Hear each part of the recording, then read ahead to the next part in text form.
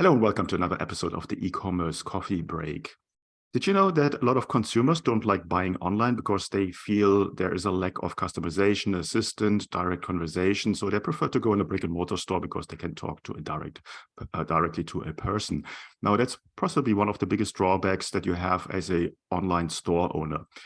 In the past, you will have seen some chatbots. They are scripted. They try to help with that. Sometimes they're even manned, but usually there is not a real experience there that takes you as far as having your personal shopping assistant. Now, with artificial intelligence coming and becoming stronger, there's ways around that. And that's what we want to talk about today. So with me on the show, I have Shauli Mizrahi. He's the co-founder and CTO of Rep AI at hellorep.ai. And we will talk about how e-commerce brands can maximize the revenue potential with a AI-powered sales associate.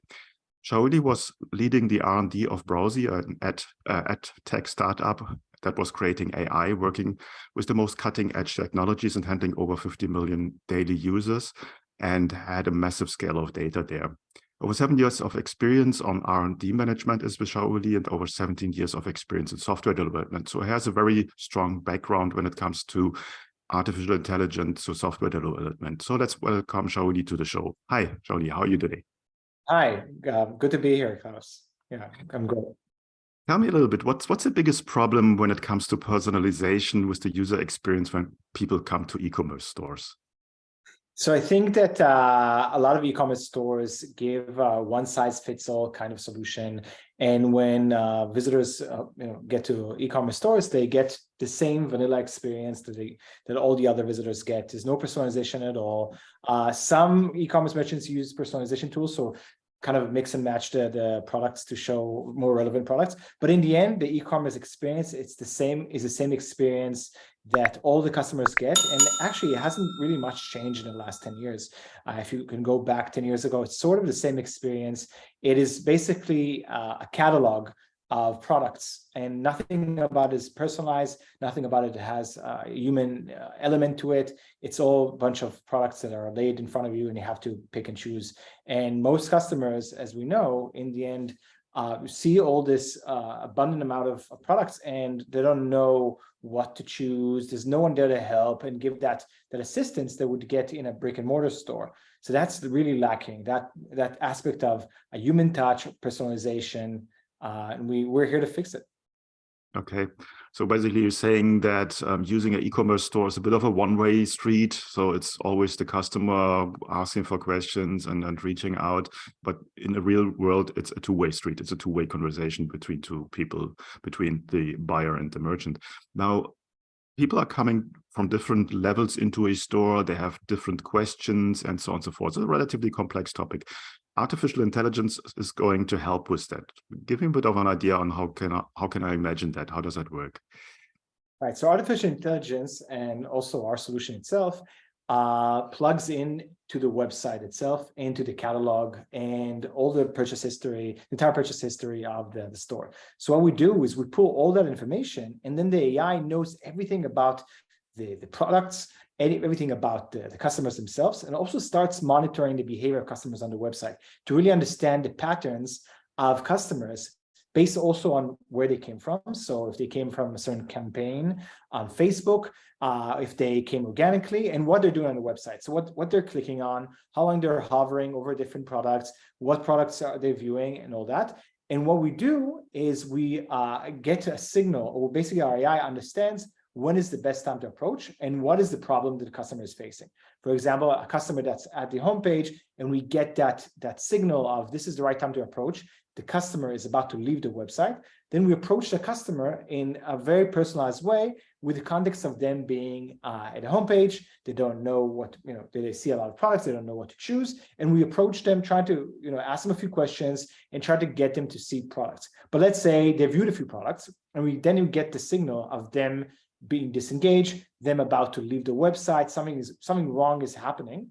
Then our AI knows how to proactively approach those customers with the context of them looking at a few products. So for example, our AI would approach saying, "Hi, I need help. I need any help with product X." and then try to offer a few product related questions. And the whole idea is to get this customer to have more confidence in buying this product. So try to lure them in, try to explain them what's good about this product, why this product is good for them, answer any product related question. And the idea is to get them to add this product to their cart. So in every step of the funnel, and from every angle they came in, every different campaigns, the conversation will be completely different, adapted to that customer and their needs. Okay, that's super exciting. I think that's very interesting to get a feeling in that while being in the store. Now, you said the AI is pulling data from different data sources. You mentioned like on Facebook ad, if somebody is coming there. How's the learning process? How does the AI get all this data together, and maybe going a little bit deeper when it comes to your store? Where does it pull the data from? So it pulls the data, first of all, from Shopify. So that's the first connection. So we pull all the catalog information, purchase history of customers, so we understand which products are being sold more, which are the best sellers, and also what customers, if we see a returning customer, we'll know everything about that customer. So Shopify is the first thing. And then we also plug into Gorgias, for example. From Gorgias, we pull all the information that customers already asked customer support agents. So we know everything that customers usually ask. We also pull all the macros that are already pre-built inside of Gorgias to actually enhance the AI with all that information. And then we start basically monitoring the behavior of customers on the website. So not only do we know everything about the AI knows everything about the products or everything about what customers ask, it also knows the patterns of behavior of customers. So again, what happens when they leave a website? So what happens before? To really try to track and say, okay, I've seen those patterns. This customer that now have seen 3 different products, this is their last stop. This customer is about to leave, and we have to approach this customer, and we know what this customer is interested in because we tracked what this customer was looking at. So if the customer looked at different pants, for example, from a certain category, the conversation would be adapted to that, asking them, hey, can I help you? I see that you're looking for pants. Maybe I can offer you a few products that match your taste, right? Based on also your purchase history. So the whole idea is to really give the feel of a human touch that a brick and mortar salesperson would do. Okay. I think that's so much better than having a exit intent pop-up or time pop-up coming up, which generally is what most stores do nowadays. Now, people might be surprised what's happening there because that's something new, that's something out of the box. They might think there is a person on the other end tracking them. What's the kind of user experience that people can expect in communicating with the tool? So it's funny you ask that. So some of our merchants actually don't want to say that it's clearly an AI. To say they want to let their own customers feel like they're speaking to a human. And some say, okay, I do actually want to make it clear this is an AI. So they mark it and say the name is whatever the brand's name, bot, right? So it's funny to see both behaviors, because actually when you tell customers that it's not an AI, customers have a full conversation with our AI without changing the way they speak. So they would just have a full conversation like speaking to a human, and customers that understand they're speaking to AI would make it shorter, more simple requests, request and conversation. But both work. So the AI actually knows how to adapt itself and have full conversation with both types of conversations. So it's really amazing to see that. Okay, you mentioned that it basically covers all steps of the user journey, from a first contact through the conversion to the sales and support questions. Are there any kind of limitations that the AI can run into? No, actually, the AI does pretty well when there's a really, really, really complicated request, something that happens. So what we do, we try to navigate a conversation to a human agent working with Gorgias or Zendesk or any one of those help desk platforms. It happens. Customers would say, hey, my order arrived damaged. It's completely broken. It was left outside and cats peed on it, or really sometimes really ridiculous stuff. And the AI wouldn't know what to do in that case, besides, of course, apologizing. So what we do is transfer the conversation to a human agent working with Gorgias or Zendesk. And the conversation, it basically looks like that. So the AI would say, hey, sorry, I couldn't help you with that, but I'm going to transfer this conversation to my human supervisor that can continue the conversation from here. And then basically transfers the conversation to a live agent working with Gorgias that gets the entire transcript. It just takes in, gets in and continues the conversation from the same point. And for the end user, for the customer, it's actually a very seamless transition, because this is the same chat box and the conversation just continues from there. Okay. Now, from a merchant's perspective, and you already said that the transcription will go into Gorgias or any kind of customer support system that you have. Are there any tools or reports or whatever that I can learn from the AI as a merchant on what's actually happening? So that's not out of my control, or maybe I can adjust certain things. Is there something like that? Yeah, so what we do show, part of our analytics, we show basically the funnel itself. So merchants can see exactly where customers drop, and also what are the problems that they encounter. So what were the conversations in each step of the funnel to actually go ahead and try to optimize. That's one aspect. Another aspect is to see what customers are asking about. So customers are asking about certain things, and for some of the questions, the AI doesn't know how to answer. So this is fed back to the merchant saying, hey, a lot of customers are asking about this product, or this question about this product. We don't have an answer to that. And it goes basically to the merchant to try to provide information and feed it back to the AI. So this allows the merchant to understand what problems customers are facing. So this is very different than help desk support platforms, which are very, they're more waiting for customers to have questions, rather than us, which is very proactive. So coming in, asking customers questions, hey, can I help you? And then really gathering a lot of information. So if you look at it, the average engagement with a help desk tool is, somewhere below 0.2% of the customers on the website. Our tool gets around 5 to 7% engagement rate from all the customers on the website. So imagine the amount of information you get from 5% of the customers on your website, visitors on your website, to understand exactly the ones that don't buy, to understand why they're not buying, what's going on, and you can optimize your product line based on that, your website based on that, and more. Okay. No, I mean 5 to 7%. That's a ton compared to what you usually get. Now I understand it's about product information. It's about most common questions, obligations, concerns, addressing all of that. Does the tool also help with, I don't know, increasing the average order value, conversions, lifetime customer value? So does the journey go further than that? Yeah, so we're all about increasing conversion and average order value. So in each step of the funnel, we actually try to do exactly that. So at the homepage, we're trying to get customers that are about to leave and say, hey, come in, we're going to ask you a few questions, and we're going to show you our products. So we're going to navigate you to the right product page based on your requirements, based on what you're looking for. If they're at the product, if they viewed a few products, for example, the conversation would be all about trying to get them to add a product to their cart. So try to push them for that. So it's all about increasing conversion rate in every step of the funnel.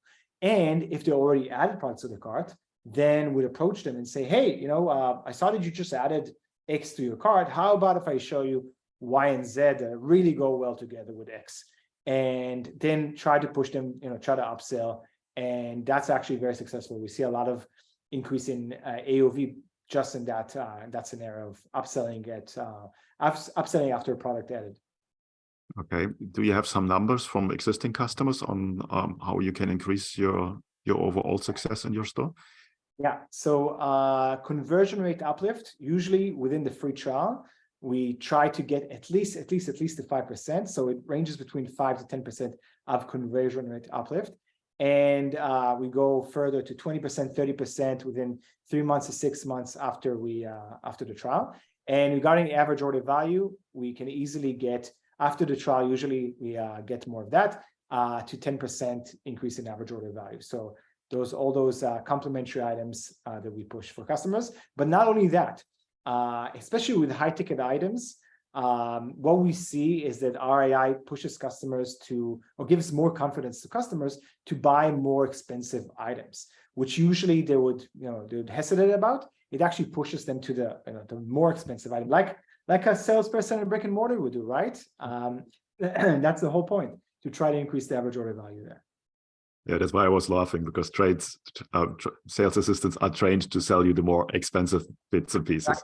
So very well done.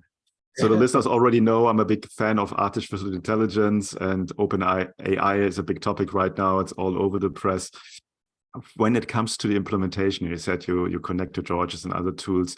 What kind of training does the merchant have or his team have to get started? Right. So the AI, by the way, takes care of 90% of the work. So once we connect all the different platforms, so Shopify, Gorgias, Klaviyo, and everything, we pull all the information automatically. And then basically, you can say 90% of the work is done. And then what we do is what our team does along with the merchant. We work together to make sure that we tailor the solution to the merchant's needs and addressing the problems that the merchant is saying that they're facing. So it could be that customers don't have enough confidence in those items because they're too expensive, or that there are too many items and they want to narrow it down for customers. And the whole idea is that we tailor it to make sure that it fits first of all, it's on brand, it fits the brand language of the brand. And second, that it solves the main problem that the merchant is seeing.